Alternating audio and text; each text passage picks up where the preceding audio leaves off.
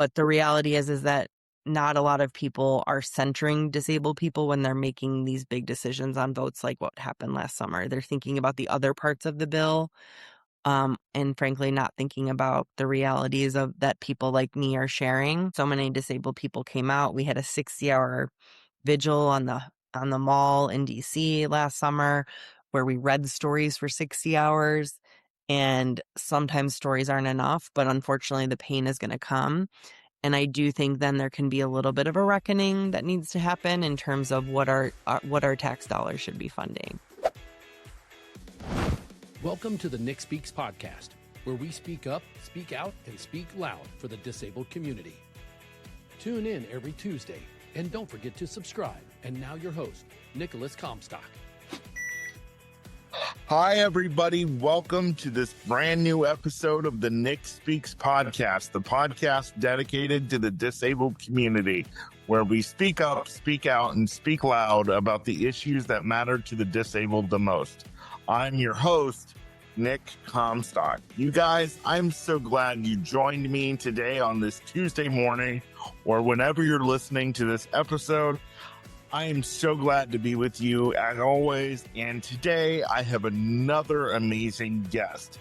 She's been in the caregiving field for 15 years. She has personal experience. She has a family member, and we're going to talk about him and so much more. She is also the Chief Strategy Officer for Caring Across Generations. I actually found today's guest on a great podcast called In Sickness. We'll link that for you in the show notes. Please help me welcome Nicole Jorwic to the podcast. Nicole, how are you today? I'm doing just fine. Thanks, Nick. So glad to be joining you today. I'm so glad that you're here. Your podcast with In Sickness. Who are the hosts of that again? Do you remember? Oh, it was a long time ago. It was a long time ago. No, it's in no offense to the wonderful hosts who I know are in Minnesota. But Allison, I think the name is Allison and Jason, I think are the names. Yeah. I think you're right. You're right. Allison and Jason. So I'm sorry that we couldn't remember your name, but I just did off at. So Allison and Jason, hey, I'm always looking to be on a podcast. So hit me up. So I found you just a couple weeks ago because I am the host of this podcast and I'm always looking for guests. And I heard a good portion of your episode and I was like, she would honestly be a great guest. So I reached out to you as soon as possible. I don't know when you got my email. It was probably in some ungodly hour because I don't know when to shut my eyes and go to sleep. But I knew you would be a great guest. Thank you. And I responded right away because I always love talking to fellow disability advocates and talking about the issues that I get to work on every day. Yeah. So you are involved in policy, you've been on the Hill, and why don't you tell everybody a little bit about who Nicole is and what you do, and then we'll get into the podcast and the crux of things and ask questions and have a great time. That sounds great. So I have really been an advocate since before I knew that the word existed. I've been really lucky. I like to say that disability has been part of the fabric of my life from the very beginning because I was in the first included classroom in my school district a long, long time ago. I won't say how long, but many, many decades ago. Sure. And I also have my brother Chris, who has autism and will be 37 this year. And he is the heart behind a lot of what I do and a lot of how I move through the world and do the work that I do, and really leading with making sure that disabled voices are always front and center, and that I can be a good backup. I've been a direct care worker. I've been an attorney where I supported families who are going through disputes with school districts around special education. And I've been in the policy space for almost 15 years at this point at the state and national level in supporting services for people with disabilities, from home and community-based care to employment. And so that's a little bit of a mini bio. And yeah, glad to talk about any of it. It's all interesting and it's all hard in different ways, but it's also the most fulfilling work and that I'm lucky to do every day. Yeah. So you're based in Illinois and I'm based in Ohio. And before that, 25 years of my life was I'm 36. Um 25 years of my life was spent in Northwest Indiana, which I'm sure you know where that's at. Mhm. And I was always told growing up that Illinois had some of the best benefits as far as disability services. But you shared with me in the pre-call that Illinois does not have some of the greatest benefits in disability services. So I don't know where I got my information from. Yeah. Well, I mean, in comparison to Indiana at different points, that certainly could have been true, but Illinois also has a historic over reliance on institutional based care, even in the year 2026. Sorry, my dogs are doing a lot right now. They No, you're good. they have seven institutions, state-run institutions that are still open. I think a lot of people assume that those all closed in like the 80s and 90s when there was those exposés, but there's still 35 states that have them open.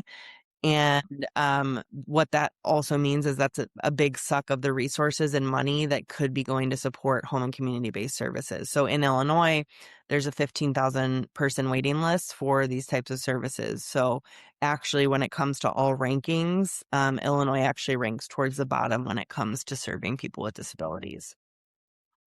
Wow, that's crazy. Um, Now I guess it could also depend on the city. I was also told that Chicago had some of the best services. I was told that Columbus, Ohio has some of the best services, which is true, because I'm reaping the benefits of that. I don't know about Chicago, considering the fact that it's in um, Illinois, obviously, but I was also told that bigger cities have better benefits. Um, so what do you think about the services as in Chicago specifically? Yeah, I mean, first of all, to name that there's really good providers in all parts of Illinois and all parts of the country. And certainly, I think when you're dealing with larger cities and larger regions, it means you're going to have larger pools when it comes to workforce. And so I do think when you have a stronger workforce, you're going to have stronger programs. So I do think that that's probably true. I'm not an expert in like ranking the different types of access, but I would say just from what I do know, that when you're in a concentrated area, you are going to have more options and also more workers, which is going to be helpful for finding the right supports. Sure. So can you tell me, could you said you grew up with your brother, Chris, who's 37. So can you tell me how he kind of shaped your career choice for what Sure. now?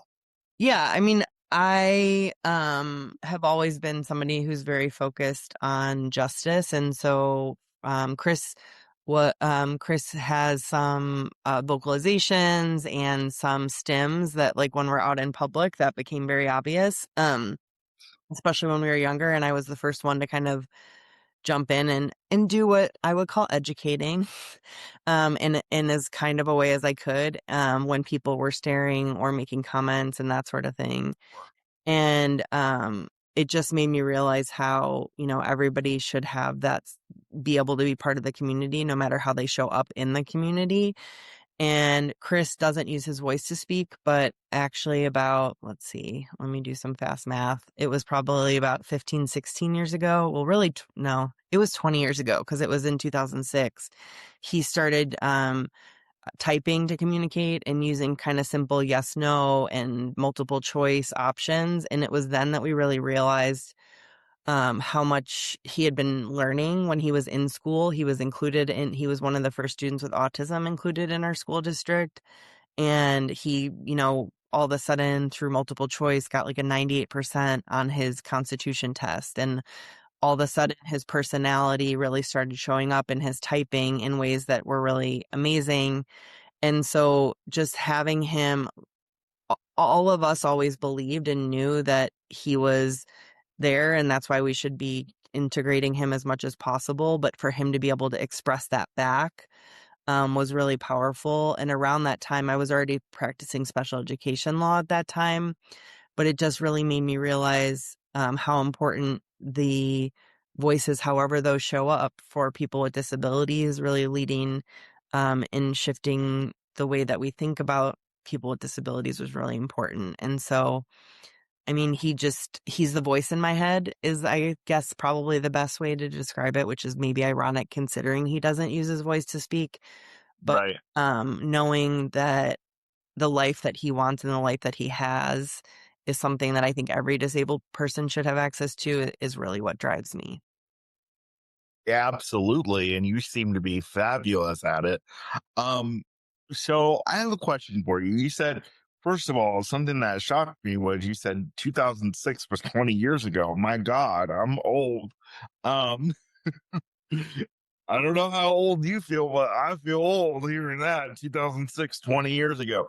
Um, so back in 2006, were IEPs a thing back then? Or was the country just dipping their feet in that? Individualized education plans or IEPs were definitely a thing in 2006. How well they were being implemented is certainly another conversation. But ever since the base law that ultimately became the Individuals with Disabilities Education Act, or IDEA, came into law in like the 70s, mid 70s, there has been some form of individualized plan. However, there have been different legal cases that have meant that that individual plan has had to get better. As I mentioned, I was in the first included classroom in my school district. Chris was the first student with autism included in his school district. He's 5 years younger than me. And I guess I just gave away my age. But he That's okay. no, I know. I'm I'm just teasing. I'm not worried at all about it. But those were based on the fact that you had to include students is based on Supreme Court law and legal cases that required students to be educated in the least restrictive environment. And so while IEPs have existed for a really long time, the integration mandates and the how individualized they actually are have only gotten better since 2006. That's awesome. Now, you said that you practiced special education law. So I'm assuming, and this is why I'm going to ask this question, did you practice law for private schools as well as public?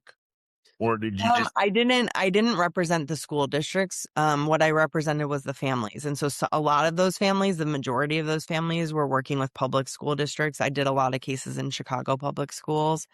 Were focused on getting access to stronger public education. But there were some instances where the school districts were not doing what they were supposed to, and the student had so much lost opportunity that some of those parents, some of the families that we represented, were seeking placement in private schools to make up that lost time. But I worked with the majority were public education. okay? The reason why I was asking that, Nicole, is because I grew up in a private Christian school, and back in 2001, which is 26 years ago or something like that, 27, somewhere around there, um, my church started a special ed classroom that was part of our already private Christian school. And I got a certificate of completion. I did not get a high school diploma. So that's why I was asking, did you ever do any um representing in private schools? Because I was trying to get a feel of the difference between private school special education and public school special. Sure. I mean, and the biggest difference is that private schools don't have the same requirements to comply with the Individuals with Right. Disabilities Education Act, because that's only the school district, the public school district where a student lives, because federal government and state governments can't have as much of a say in what's happening in private schools.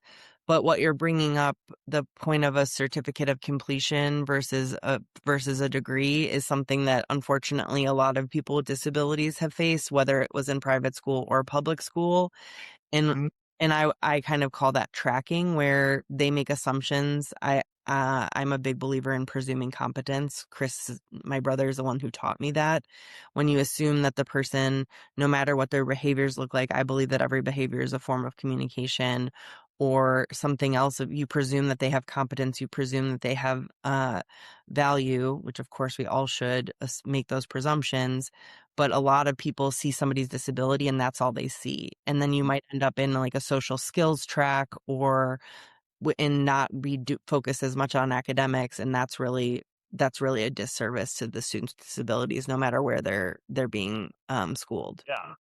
Yeah. Well, basically my certificate of completion was, I went to the classes, I ate all the food in the cafeteria and didn't really do much. Although I did do some oral presentations as opposed to written presentations because of my vision and my physical disability. I couldn't write and do that.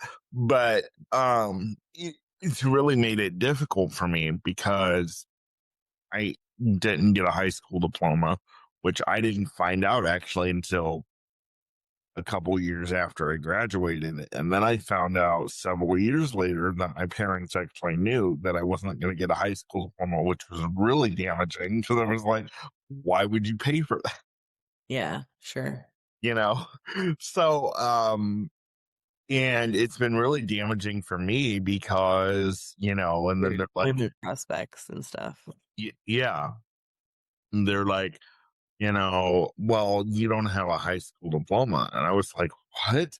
And so then they're like, you have to go to get a GED. And they're like, well, I don't know how well you're going to do with that because of reading comprehension and all that type of stuff. Cause I struggle with reading. And so, I'm just living by the seat of my pants and kind of carving my own path at this point, which is what everybody has told me that I have to do. So I'm glad to hear. I'm not glad to hear of the problem, I guess. I'm just glad to hear that I'm not the only one. No, unfortunately, you're not the only one. And I do think it's gotten better, but it's definitely something that all people with disabilities should be mindful of. Because obviously disability employment is so important. And yeah, certainly education can impact employment prospects. Yeah, absolutely. So I want to talk about, you said you've been a care worker not only for your brother, of course, but in the field. So I want to talk about some of your experiences there. Like what made you want, I know your brother's a big deal for you and why you do a lot of things that you do, but what made you specifically want to go into the home and care for other people? Uh, Yeah. Well, I didn't do a ton of home care. I did a lot of classroom-based support and also like day camps support. okay. So I just kind of knew because of my experiences with my brother that like I had this ability to do personal care and to do other things. And so I done everything from working in a classroom. I have done some home care, but it just wasn't the bulk of what I was doing.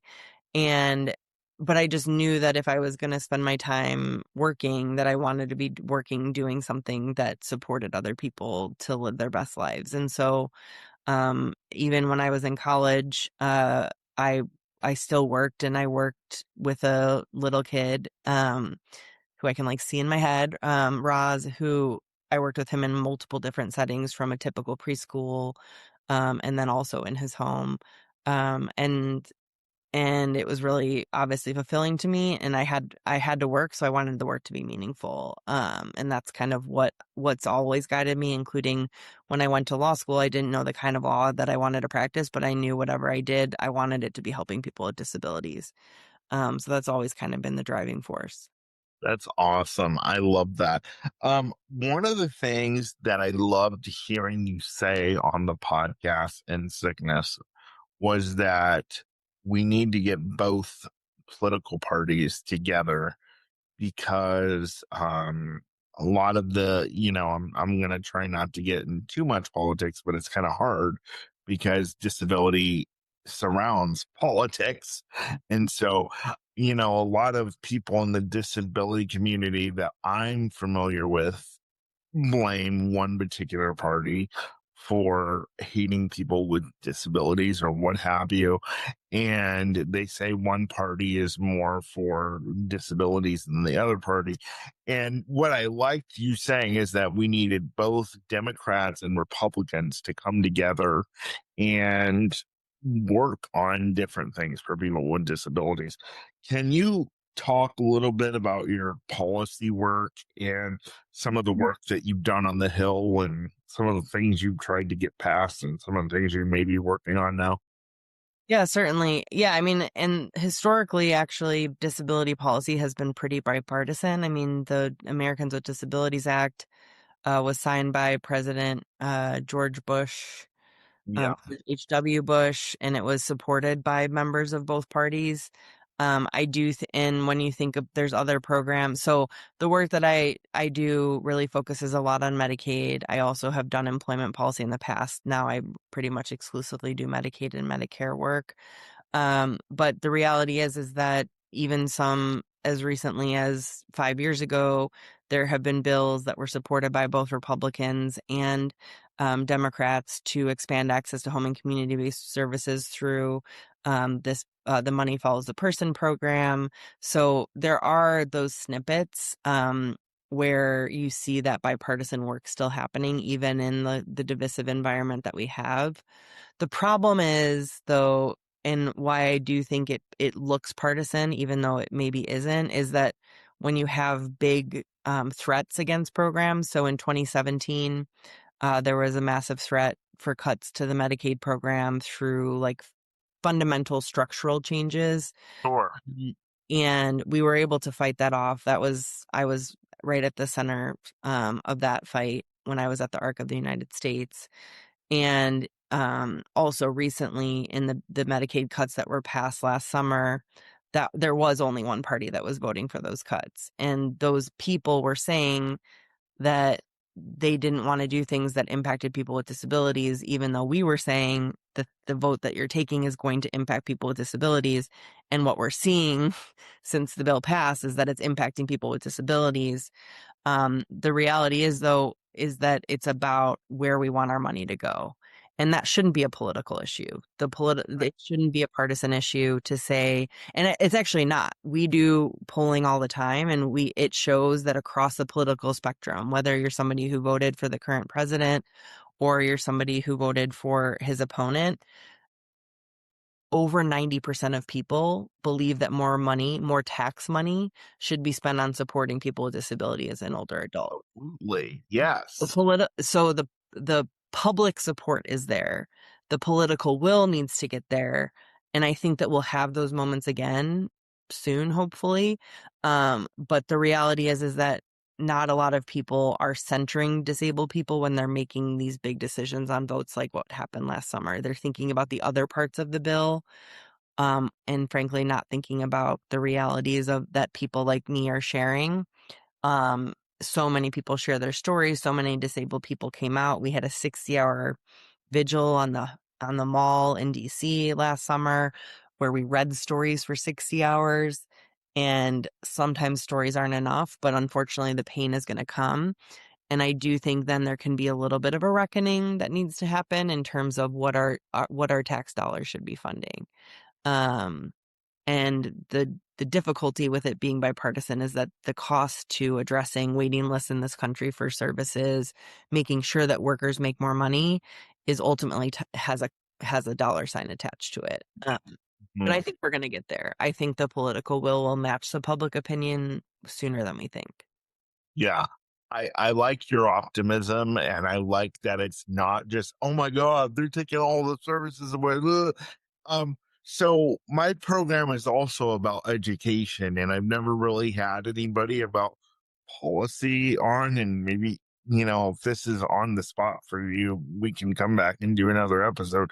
But can you tell me what policy was passed Yeah. that you say is now affecting people with disabilities? Because I feel it's important for our viewers and listeners to know that.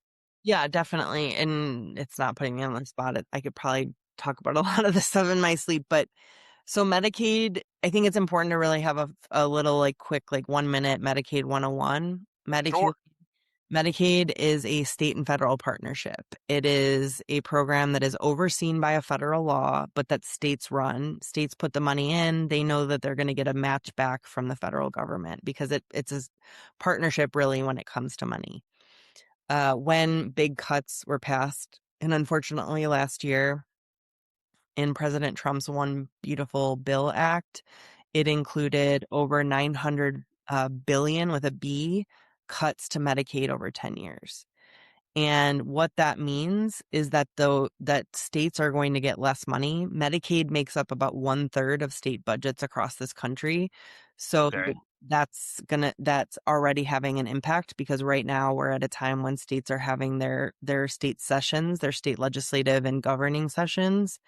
And so we're seeing states already, the state of Idaho cut $22 million from the disability service system.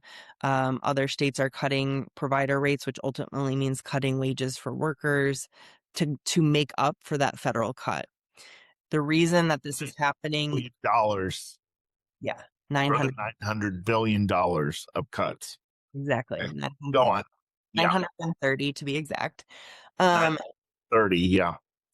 And the reason that this has an outsized impact on home and community-based services. So Medicaid is the only funder for home and community-based services. That's everything from a job coach to a group home to a personal care assistant. Those are all home and community-based services. Right. Sure. Home and community-based services are what people want. 95% of disabled people want to be aging and living in their homes and in their communities. That's not where the funding is. And the reason that the cuts have a greater outsized impact on community-based services is I mentioned that the federal law is what oversees the program. That federal law makes home and community-based services. President Reagan did this in 1981. He created the option for home and community-based services because at the time, facility-based care was the only option for funding, but those services were made optional and not mandatory. Whereas institutional services, hospitalizations, those things are mandatory under the federal law.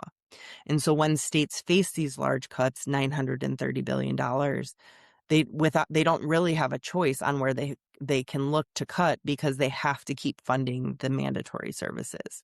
So home and community-based services, which is what we were saying all last year, were going to be have an outsized impact on them. And unfortunately, that's what we're seeing play out. The bill makes these cuts with eligibility redeterminations every 6 months. My brother had autism 6 months ago. He's going to have autism 6 months from now. But now there's this paperwork gap and paperwork burden that family caregivers and people with disabilities are going to have to handle. It's already come up. My mom called me almost in tears because she didn't want to mess something up to mess up Chris's services. And it's also coming through work requirements, which work requirements, first of all, the vast majority of people who receive Medicaid are already working. And it's also another system that states have to set up that's going to cost money to set it up. And we know that at least 7 million people will lose services because of getting lost in the paperwork trap.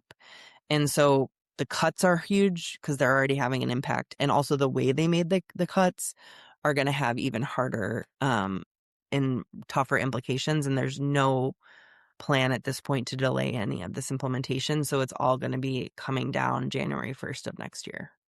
Oh my goodness. Okay. So I did see a little bit of this in the news throughout last year. I try not to watch a lot of news because I feel like a lot of them, no matter what side you're on, both of them try to scare the shit out of you. no matter what happens. I feel like both sides are in the game of fear and let's do whatever to get whoever to vote for us, and we don't care. And that's on both sides of the aisle, I feel. But one of the things that the Medicaid director was saying, and a lot of people that were pushing these cuts, is that a lot of this $930 billion was fraud.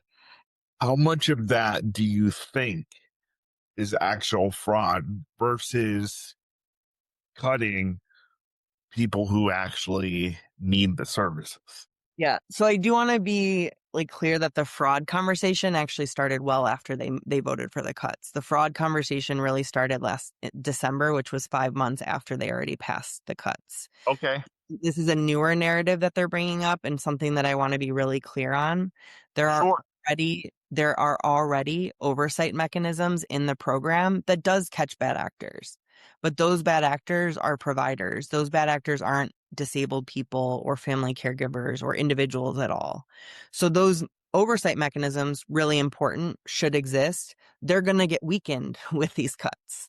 So I don't Sure, there's a very small percentage of fraud, but it's actually gotten better in the last 4 or 5 years. And it's like less than 3%, I believe. So this new conversation about fraud, actually, when they're talking about it, and it just happened in Congress this past week, where HHS Secretary Kennedy was talking about the fact that paying family caregivers is fraud. That's not true. They're talking about personal care. And in the state of New York, they sent a letter saying that 95% of Medicaid beneficiaries were getting personal care. They had to publicly apologize because that was incorrect. So Wow. I am a big believer in just facts and the truth. And the Yeah. reality is this fraud narrative is really actually trying to provide cover for the cuts that are happening. Mm. And that's what's really frustrating to me because, again, those mechanisms already exist and they should. And they recover money that should be for the system. But Sure. some of those bad actors and some of them are serving in Congress right now. Yeah. Oh, sure. And I believe that fraudsters are on both sides. So I'm not disagreeing with you about that at all. I'm not disagreeing with anything you said. And I encourage anybody, whether it's the federal Medicaid director, Dr. Emmett Oz, or Secretary Kennedy, to come on my show and talk about these Yeah. And cuts. and just to be clear, I had a meeting with Dr. Oz about a month ago where I pushed back on this whole narrative. I believe that if we don't talk to each other, we're not going to find solutions. And I Right. think that those solutions obviously have to be rooted in what's actually happening. So what was that conversation with him like, if you don't mind sharing?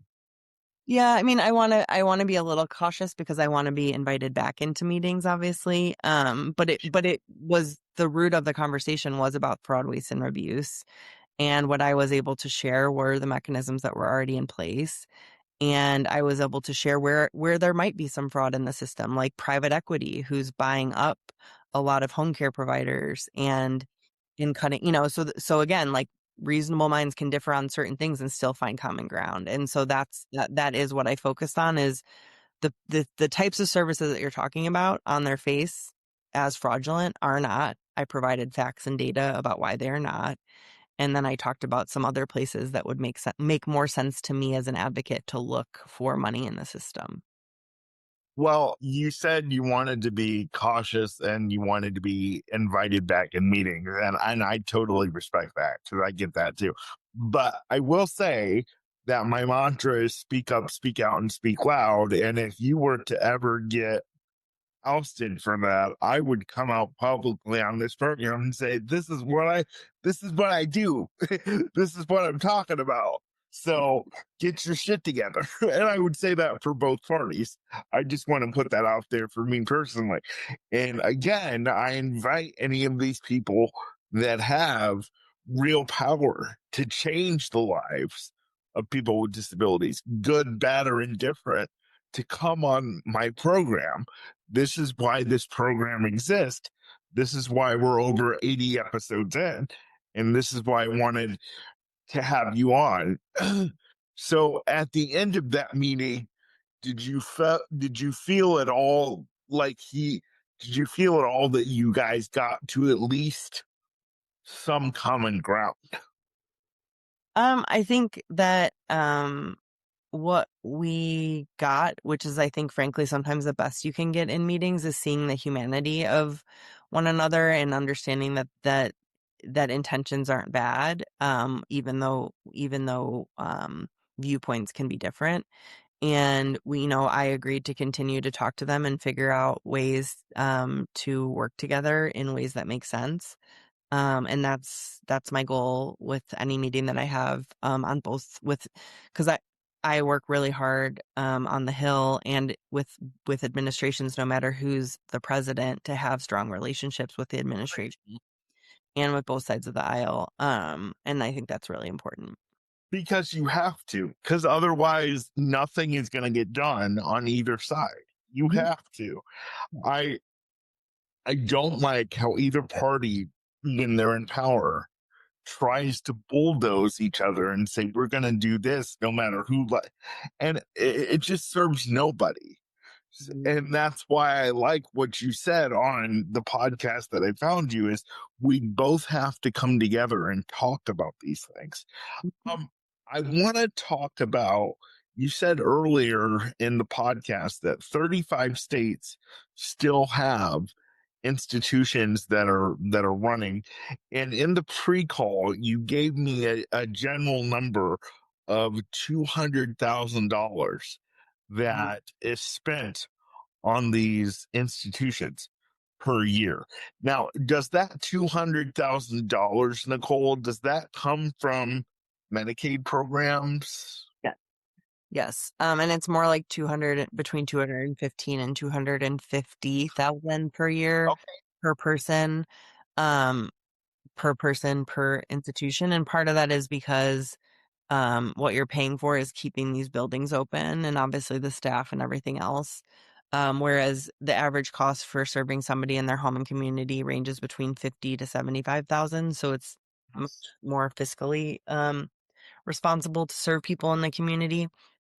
But the reality is that yes, they do. It comes from Medicaid, and again, institutions are part of that mandatory spending.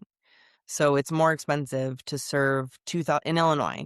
It's more expensive to serve 2,000 people in 7 institutions than this state's entire budget for the people that they support in the home and community. There's been a lot of efforts to what we call rebalance the system, and there's been a lot of progress where more people are being served in their homes and communities than institutions, but that rebalancing doesn't match the desire. And 95% of people want to live in their homes and communities. 95% of Medicaid long-term care dollars are not going to homes and communities. So that's what we really, I think, need to solve for when we have an opportunity to solve the problem. So 95% of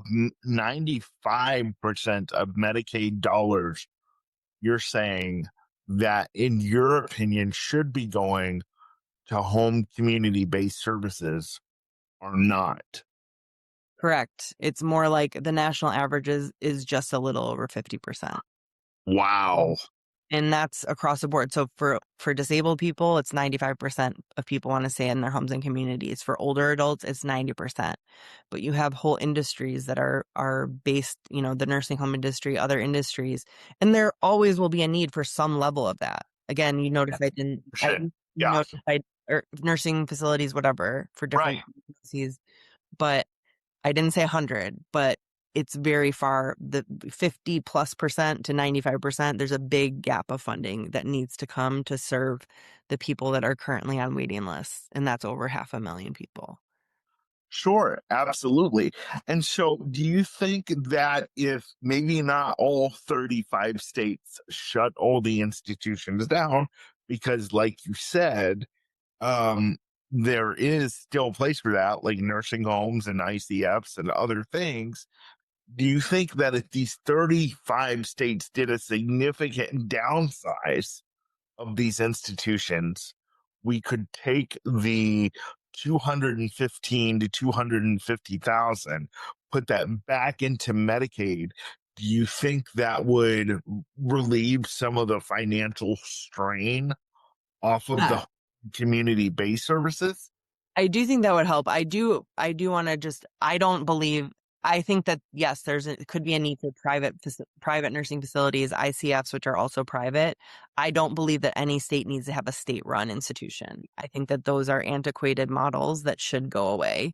So I do think that you can still have facility-based care, but it shouldn't be state operated.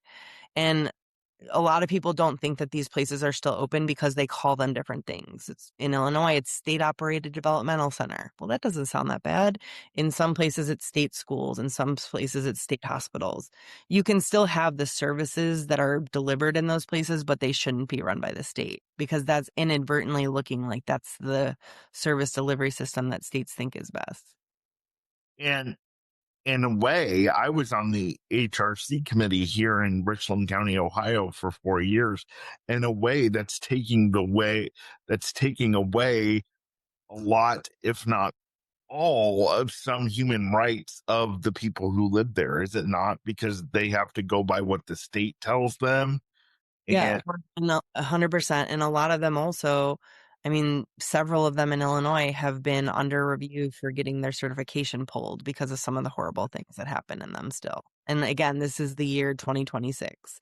In Iowa, there were horrible abuses that were just in the last few years exposed. Like these are places that just shouldn't exist. And to your point, to the point of your question, they're places that are sucking up a lot of resources that could actually be used to support people in the community and also to raise wages for direct care workers in the community.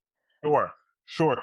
I'm a little ignorant, Nicole. This is one of the reasons why I do this show. Can you tell me the difference between a state institution versus a nursing home and an ICF? Sure, nursing homes and ICFs are run by local providers. Some of them are run by corporations, and that varying viewpoints on that. But a lot of them, I see a lot of ICFs are run by nonprofit providers, whereas state operated developmental centers literally have a state funded staff person running them. So they're run by, instead of a nonprofit, they're run by the state.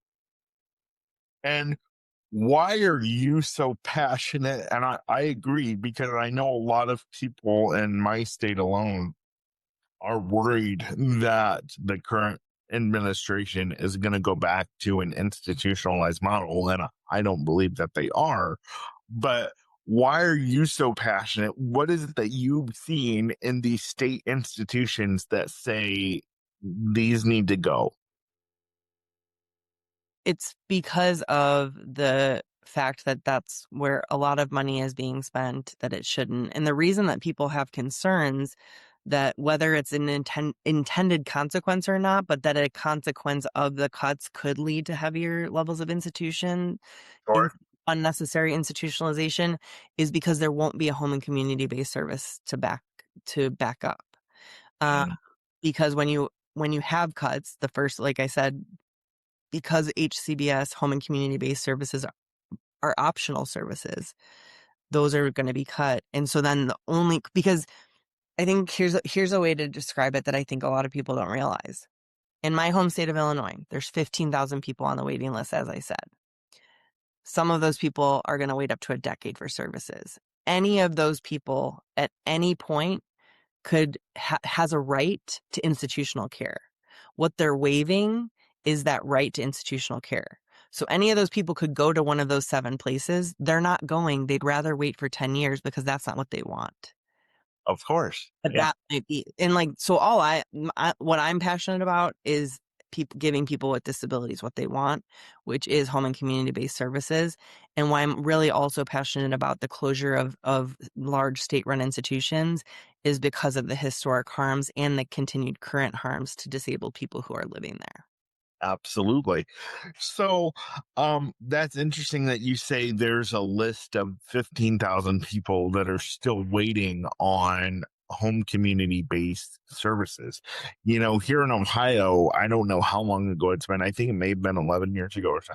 We did something called Fix the List. And now I don't think we have any waiting list. If we do, it's a small waiting list for people to receive um, home and community-based services. And anyone in the state of Ohio can email me or correct me on this information. Um, did you look into Ohio's Fix the List initiative, and did anyone try to get an initiative like that started in Illinois? Certainly. So there is still a waiting list in Ohio. I just did a quick search. It's not as big as Illinois, but there is still a waiting list. And what I will say about things like Fix the List, they're great as long as they're associated with funding. Frankly, a lot, and I'm not familiar with Ohio, so I'm not making a commentary on Ohio's because I'd have to do research. But a lot of them actually are fixing the list sometimes just means pulling people off of the list, but that doesn't mean serving them.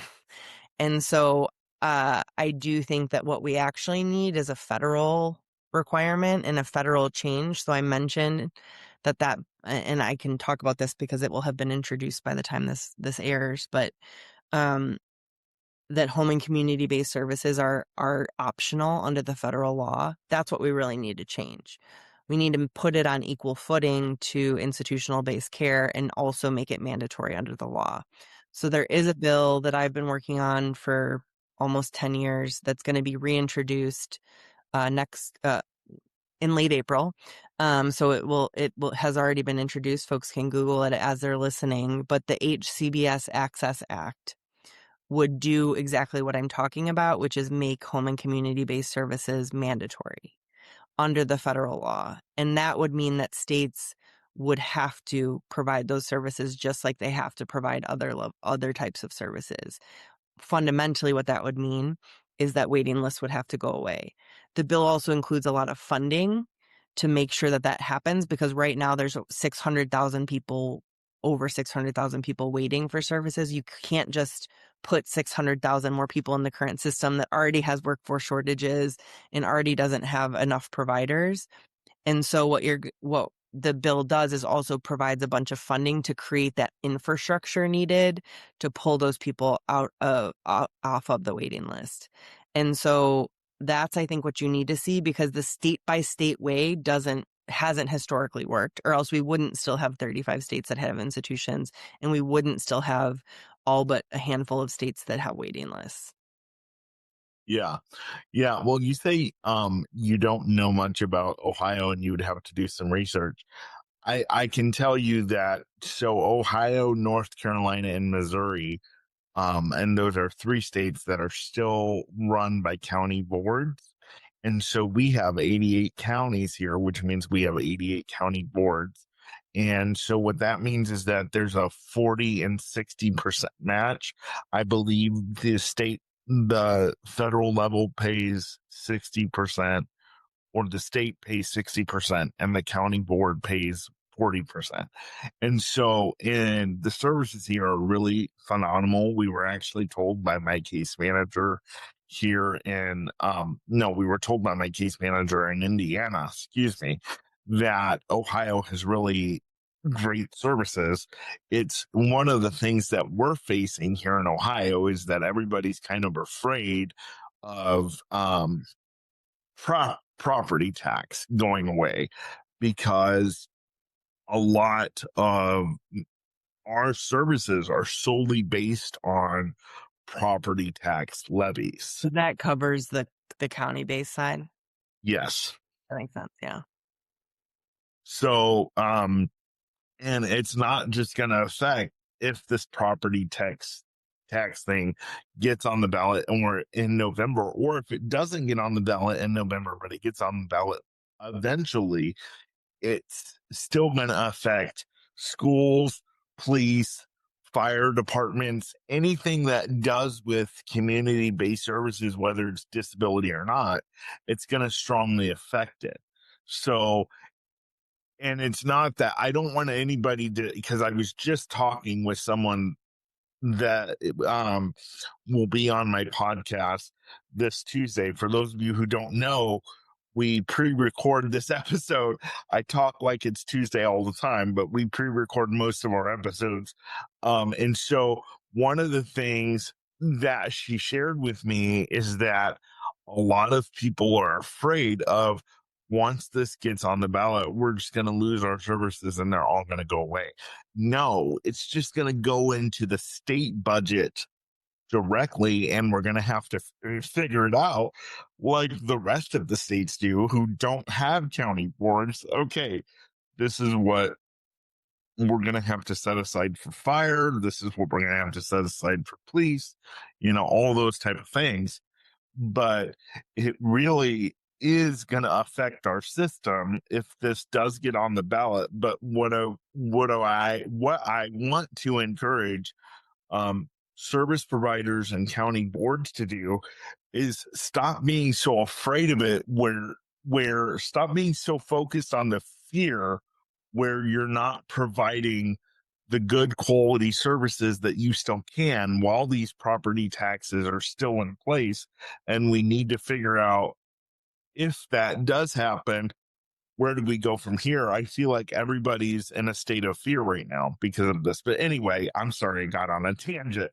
Oh, no, you're fine. Yeah, I think that ultimately what you're talking about, whether it's tax revenue, property tax revenue, or federal taxes, ultimately it's about what do we want, what do we want our public dollars to be supporting, whatever the funding source, whether that's property taxes, what have you.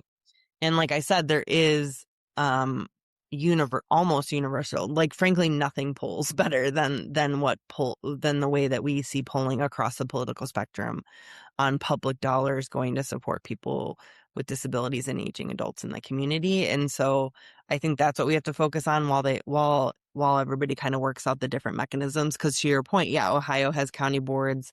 That's different than a lot of places. And regardless, even when we get to making home and community-based services mandatory at the federal level and the funding that goes with that, there's always going to need to be local and state money that's going to go into it. It is this partnership.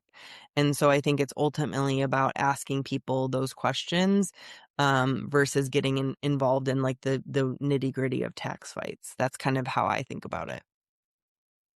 Yeah, and I agree with you. And and I'm going to have you second this.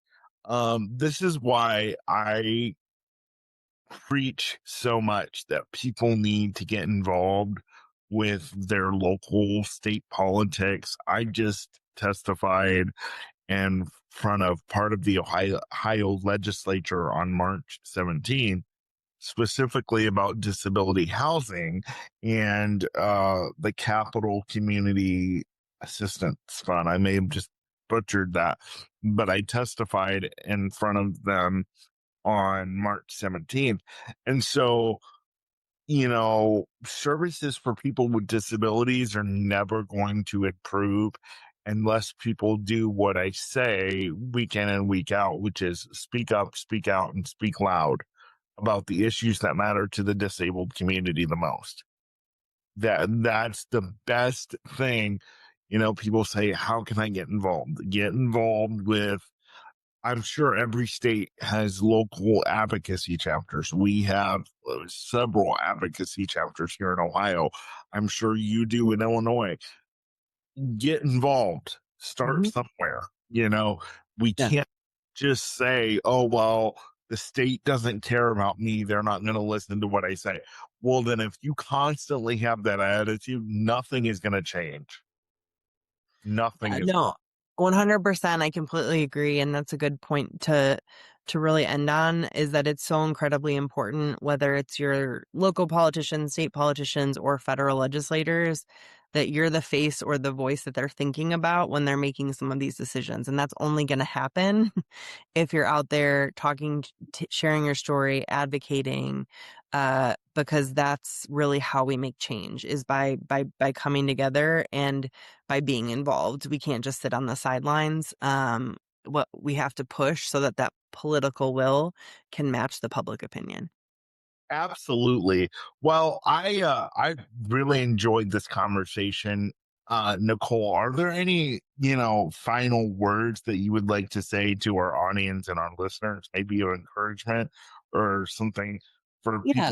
people that are coming into this field, or even people that have been here for 30 years. Maybe they need some encouragement to keep going. Sure. Yeah. I mean, I think that there is hope. I think that even in the face of a lot of cuts, the realities and like the groundswell is coming in a way that's helpful.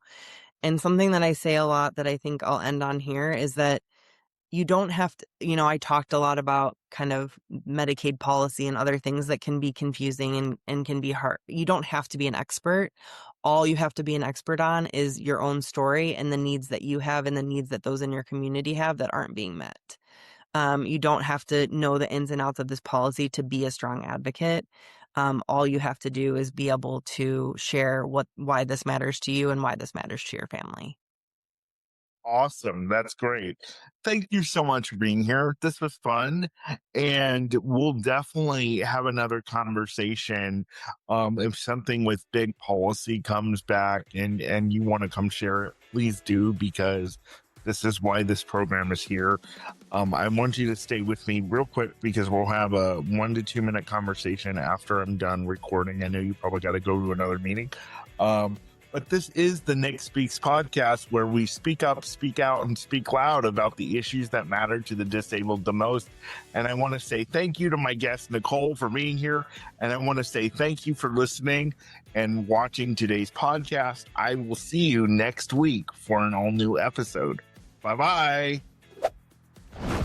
Thanks for tuning in to the Nick Speaks podcast, where we speak up, speak out, and speak loud for the disabled community. If today's conversation resonated with you, please like, subscribe, and hit that bell so you never miss a new episode. You can find Nick across all platforms by visiting his link tree in the show notes. And please leave a comment to join the conversation. Until next time, keep speaking up, keep speaking out, and keep speaking loud.